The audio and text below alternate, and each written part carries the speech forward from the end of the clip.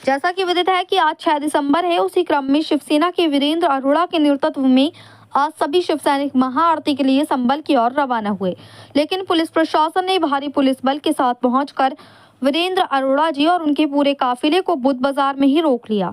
Police ने शिव सैनिकों को संभल जाने नहीं दिया, जिस पर शिव सैनिकों की काफी देर तक पुलिस के साथ बहस हुई और अंत में शिव सैनिकों ने पास ही के मंदिर में जाकर महाआरती संपन्न की, जहां सभी शिव सैनिक बड़ी संख्या में सड़कों पर उतर आए और सभी ने मिलकर रैली निकाली। तो वहीं पुलिस के दबाव के बावजूद शिवसेना के प्रदेश स्तरीय नेता महेश कुमार आहूजा जी मुरादाबाद के लिए रवाना हुए और रैली में शिव सैनिकों के साथ कंधे से कंधा मिलाकर चले। वहीं प्रदेश स्तरीय नेता महेश कुमार आहूजा जी ने एक बड़ा बयान देते हुए कहा कि राम मंदिर के समय एक नारा दिया गया था कि जो हिंदू हित की बात करेगा वही देश पर राज करेगा। हिंदू की बात तो हो रही है और हिंदू की बात करने वाले सत्ता में बैठे हुए भी हैं, लेकिन हिंदू हित का कार्य नहीं हो रहा है।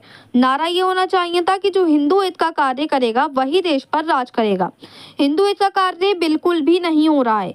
वेस्ट बंगाल में बाबरी मस्जिद के नाम से मस्जिद बनाई जा रही है, उस व्यक्ति को बिल्कुल जेल में डाला जाए, उस पर सख्त से सख्त कार्रवाई की जाए। इसके अलावा महेश कुमार आहूजा जी ने मौलाना महमूद मदनी के ऊपर एक बड़ा बयान देते हुए कहा कि महमूद जैसा व्यक्ति हिंदुओं को धमकी दे रहा है और उक्त मदनी 5 साल पहले भी कह चुका है कि मैं हिंदुओं के खिलाफ 10 लाख की फौज खड़ी करूंगा। वह और उसका मामा दोनों हिंदुओं के खिलाफ पहले से ही जहर भर रहे हैं। जो देश में फौज खड़ी करने की बात कर रहा है उसे तो गिरफ्तार करना ही चाहिए। वहीं महमूद मदनी के जिहादी वाले बयान पर कहा कि जो मौलाना महमूद मदनी ने जिहाद का शब्द इस्तेमाल किया है, वह साफ कहना चाहते हैं कि जो उनके धर्म को ना माने उसके खिलाफ रहें। लेकिन मैं कहना चाहता हूं कि हमारे धर्म ग्रंथों में भी लिखा हुआ है कि दुष्टों का वध कर देना चाहिए। जो धर्म विरोधी और देश विरोधी लोग हैं उनका वध कर देना चाहिए।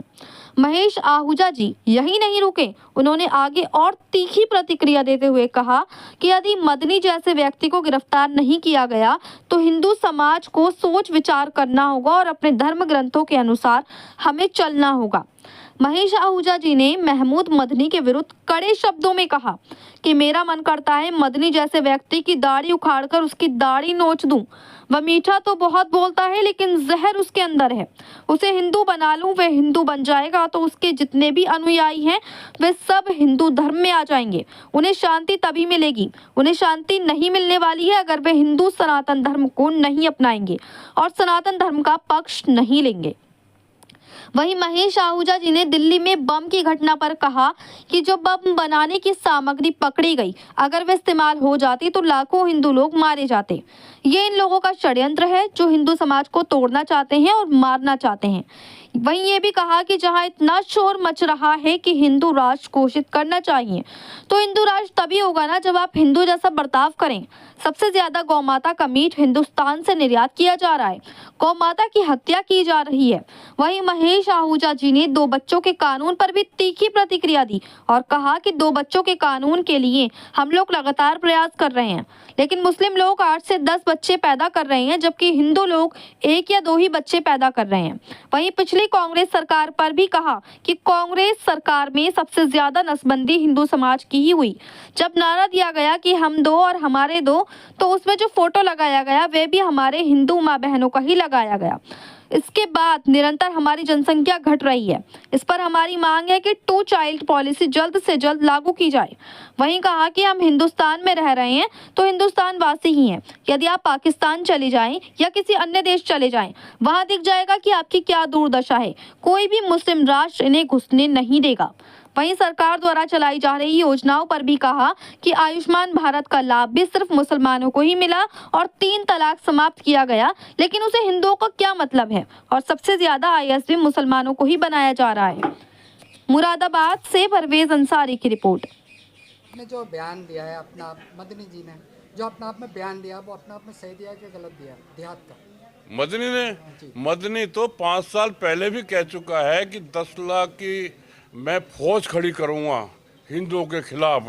वो अफसर नहीं कर रहा, अफसर जहर नहीं भर रहा है, वो और उसका मामा दोनों ये काम कर रहे हैं। पूरे देश के अंदर जो फौज खड़ी करने वाली बात करता है उसे तो पहले से गिरफ्तार कर लेना चाहिए था। और जो कहता है ना कि मैं सबको सिखाना चाहता हूं कि क्या है वो जो उसने कहा है कि क्या होता है इनके, चलो जिहाद, जिहाद जो कहा है, इससे जिहाद का मतलब तो वो ये कहना चाहते हैं कि जो इनके धर्म को ना माने तो उसके खिलाफ रहो। लेकिन मैं कहना चाहता हूं कि भी मोदी जी ने भी कहा है, हम तो बहुत साल से कह रहे हैं, मोदी जी ने बड़ी हिम्मत की है, प्रधानमंत्री जी ने, उन्होंने कहा कि हमारे धर्म ग्रंथों में लिखा हुआ है कि दुष्टों का वध कर देना चाहिए। जो धर्म विरोधी लोग हैं, देश विरोधी लोग हैं, उनका वध कर देना चाहिए। तो अगर मदनी जैसे व्यक्ति को गिरफ्तार नहीं किया गया तो हिंदू समाज को सोचना पड़ेगा, विचार करना पड़ेगा कि हमें क्या करना है। अपने धर्म के ग्रंथों के अनुसार हमें चलना पड़ेगा।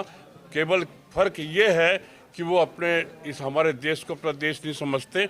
हमारा ये देश है, हमारा शहर है, हमारा प्रदेश है, इसलिए हम इसमें नुकसान नहीं करना चाहते, आग लगाना नहीं चाहते, और वो अपना नहीं समझते, इसलिए ये हरकतें करते हैं। और दिल्ली के अंदर आपने देखा जितना वहाँ पर जो बम विस्फोट हुआ या बम विस्फोट बनाने की सामग्री पकड़ी गई, अगर वो इस्तेमाल हो जाती तो लाखों लाखों लोग हिंदू मारे जाते।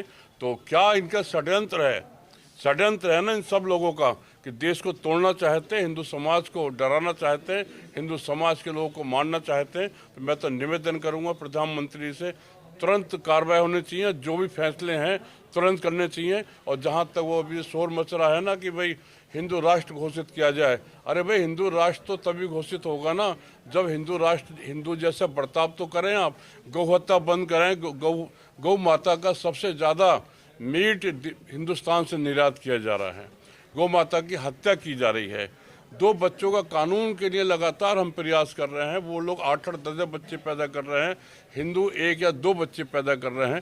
कांग्रेस के समय पर सबसे ज़्यादा नसबंदियाँ हिंदू समाज की हुई जब नारा दिया गया हम दो हमारे दो, और उसमें जो फोटो लगाया गया केवल हमारे हिंदू बहन बेटियों का लगाया गया, बिंदी लगा के 2 बच्चों का, मुसलमान का किसी का भी फोटो लगाया नहीं गया। कांग्रेस के समय में, संजय गांधी के समय पे सबसे ज़्यादा नसबंदी हिंदुओं की हुई, और उसके बाद निरंतर हमारी जनसंख्या घट रही है।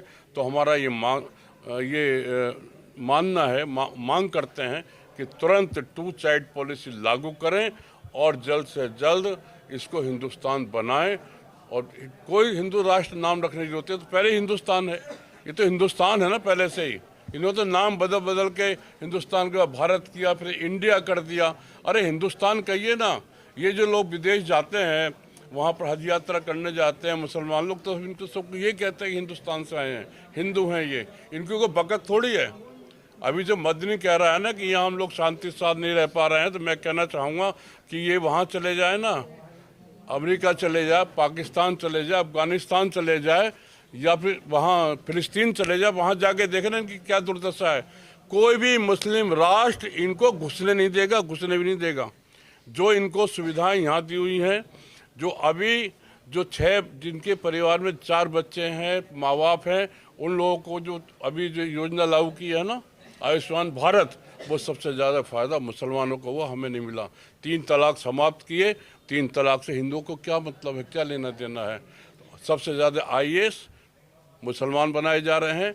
आप जानते हैं कि आने वाले दिनों में किसका वो करेंगे, पढ़े लिखे भी और अनपढ़ भी सब एक से ही हैं। और आपने देख लिया दिल्ली बम विस्फोट में सारे के सारे पढ़े लिखे डॉक्टर थे। पहले लोग कहते थे ना कि अनपढ़ हैं, इनको शिक्षा नहीं दी हमारे सरकार ने, इसलिए ये इस तरह की हरकत करते हैं। तो अब तो समझ में आ गई ना कि जो इनकी किताब में लिखा है वो पढ़े लिखे पढ़ते हैं, वो मुल्ला मौलवी पढ़ते हैं, और उसके पढ़ने के बाद अनपढ़ों को बताते हैं, वो उसके अनुसार काम करते हैं।